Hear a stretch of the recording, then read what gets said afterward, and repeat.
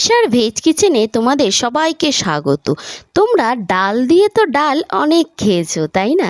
কিন্তু কচুমুখী দিয়ে কখনো ডাল খেয়েছো? অসাধারণ টেস্ট লাগে এই কচুমুখী দিয়ে ডাল। তাহলে চলো আজকে আমি তোমাদের দেখিয়ে দেব কিভাবে কচুমুখী দিয়ে আমি ডাল রান্না করছি। যারা তোমরা নিরামিষ খাও তাদের জন্য কিন্তু ভীষণ টেস্টি হয় এই কচুমুখী দিয়ে ডাল, কারণ নিরামিষ খাওয়ার মানুষদের কিন্তু খাওয়ার তালিকা কম। দেখো এখানে আমি কচুমুখী নিয়ে নিয়েছি। এই কচুমুখী কিন্তু সাধারণত গরমকালেই বেশি পাওয়া যায়, যেহেতু এখন গরমকাল, তো কচুমুখী কিন্তু বাজারে কিন্তু ভালোই পাওয়া যাচ্ছে। তো আমি ভালো করে ধুয়ে নিয়েছি। এবার আমি প্রেসার কুকারে 2টো সিটি দিয়ে নেব, না হলে কিন্তু কচুমুখী ভালো গলে না। দেখো এখানে আমি সিটি দিয়ে নিয়েছি 2টো। এবার আমি চোকলাগুলোকে ছাড়িয়ে নিয়েছি, নিয়ে আমি হাত দিয়ে ভালো করে কচুমুখীগুলো চটকে নেব। তোমরা এটা হাতা বা খুন্তি দিয়েও করতে পারো, কিন্তু যেহেতু কচুমুখী দেখবে একটু শক্ত হয় সেদ্ধ করার পরও, তাই আমি এটা হাত দিয়েই কিন্তু ভালো করে চটকে নিলাম, যাতে এটা একদম ভালো মতো মিহি হয়ে যায়। এবার আমি কড়াইতে দেখো তেল দিয়ে দিয়েছি। কড়াইতে তেল কিন্তু আমার গরম হয়ে গেছে। আমি দিয়ে দেবো একটা তেজপাতা ফোড়ন। তেজপাতা একটু ভাজা ভাজা হবে, তারপর আমি তেজপাতার সাথে দিয়ে দেবো 2টো শুকনো লঙ্কা ফোড়ন। শুকনো লঙ্কা, তেজপাতা এগুলো কিন্তু ডালে আমাদের দিতেই হয়, তাই না? আর আজকে আমি বানাবো কচুমুখী দিয়ে ডাল। তোমরা হয়তো ভাবছো এটা আবার কীরকম। দেখো পুরো ডালটা কিভাবে করি। আচ্ছা, এরপর আমি দেখো দিয়ে দিলাম 1 চামচ জিরে ফোড়ন। তো এটা সাদা জিরে, যেটা আর কি আমরা ডালে ফোড়ন দিই, সেই সাদা জিরেই কিন্তু আমি ফোড়ন দিয়ে দিলাম। তো জিরেটা একটু ভাজা হবে, যখন দেখব যে জিরে ভাজাটা একটু গন্ধ বেরোচ্ছে, তখন আমি দিয়ে দেবো কচুমুখীগুলো, যেটা আমি কচুটাকে চটকে রেখেছিলাম সেই কচুটাকে।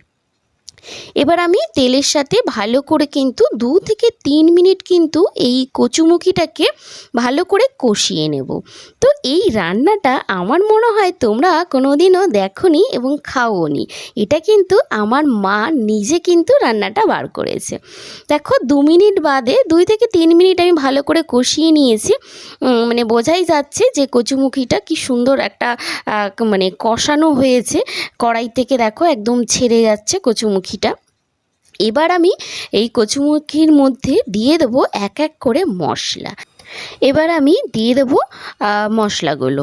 প্রথমেই আমি এখানে দিয়ে দেবো গোটা কাঁচা লঙ্কা, যেই কাঁচা লঙ্কাগুলো আমি আগের থেকেই ধুয়ে রেখে দিয়েছিলাম। এখানে কিন্তু কাঁচা লঙ্কাই ব্যবহার করতে হবে। এরপর দিয়ে দেবো আমি পরিমাণ মতো হলুদ, আমি 1 চামচ মতো এখানে হলুদের গুঁড়ো দিলাম। আর আমি এখানে জিরের গুঁড়ো দিয়ে দেবো ছোটো চামচের 2 চামচ মতো আমি এখানে জিরের গুঁড়ো দেবো। এরপর আমি এখানে দিয়ে দেবো পরিমাণ মতো লবণ।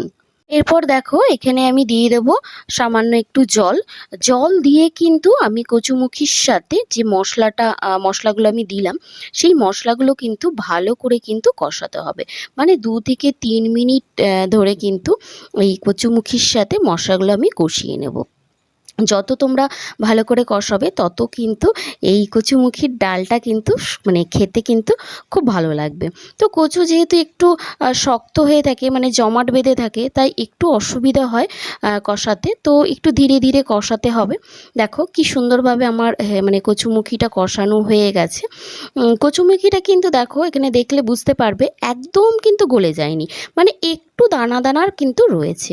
তোমরা যদি চাও একদম গলিয়ে দিতে পারো। আমি কিন্তু এখানে একটু দানা দানা রেখেছি, তাও খুন্তি দিয়ে আমি যতটা সম্ভব কিন্তু কচুমুখিটাকে গলিয়ে দেওয়ার চেষ্টা করেছি।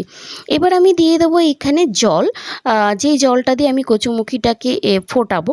তো জলের পরিমাণটা কিন্তু তোমাদের অনেকটাই দিতে হবে, যেহেতু এটা ডাল, তো এটা একটু পাতলা হবে। পাতলা বলতে খুব বেশি পাতলাও না, একদম ঘনও না, যেরকম আমরা মুগ ডাল খাই সেরকম টাইপের। আর কচুমুখী কিন্তু ঠান্ডা হলে এমনিতেই কিন্তু একটু গাঢ় হয়ে যায়, তাই একটু বেশি করেই জল দেবে তোমরা।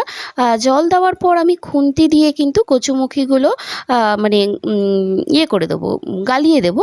কারণ দেখো কচুমুখিগুলো কিন্তু জমাট বেঁধে রয়েছে, নাহলে কিন্তু ভালো মতো সেদ্ধ হবে না, ফুটবে না। তাই খুন্তি দিয়ে তোমরা সম্ভবত যতটা সম্ভব একটু গালিয়ে দেবে। দেখো এখানে 2 থেকে 3 মিনিট কিন্তু আমি ভালো মতো কচুমুখিটা ফোটাবো আর কি ঢাকা দেওয়ার কোনো প্রয়োজন নেই। তো কচুমুখী কিন্তু আমার এখানে দেখো ভালো মতো ফোটানো হয়ে গেছে। আমি এবার দিয়ে দেবো লাস্টে ধনেপাতা। ধনেপাতা কিন্তু অবশ্যই দিতে হবে। তো ধনেপাতা দিয়ে আমি আরও 1 মিনিট কচুমুখিটাকে ফুটিয়ে নেব। দেখো কচুমুখির মানে ঘনত্বটা দেখো, একদম গাঢ়ও না একদম পাতলাও না। এটা কিন্তু ঠান্ডা হলে কিন্তু আরও একটু গাঢ় হয়ে যাবে। তাই এই অবস্থাতেই কিন্তু আমি কচুমুখির ডালটা নামিয়ে নেব। তো তোমাদের কেমন লাগলো আমার এই কচুমুখির ডাল? খেতে কিন্তু খুব সুন্দর লাগে। তোমরা দেখো, দেখে বুঝতে পারছো কি সুন্দর লাগছে, আর খেতেও অসাধারণ। যারা তোমরা নিরামিষ খাও তারা কিন্তু অবশ্যই খেতে পারো। এটা একদম নতুন একটা রেসিপি। একঘেয়েমি ডাল খেতেও কিন্তু ভালো লাগে না। তাহলে বন্ধুরা, তোমাদের যদি ভিডিওটা ভালো লাগে অবশ্যই লাইক করো, কমেন্ট করো আর শেয়ার করো, আর সাবস্ক্রাইব করতে কিন্তু ভুলো না। তোমরা যারা ফেসবুকে দেখছো আমাকে অবশ্যই ফলো করে দিও। আজকের জন্য এইটুকুই। নতুন ভিডিওতে আবার দেখা হবে তোমাদের সাথে।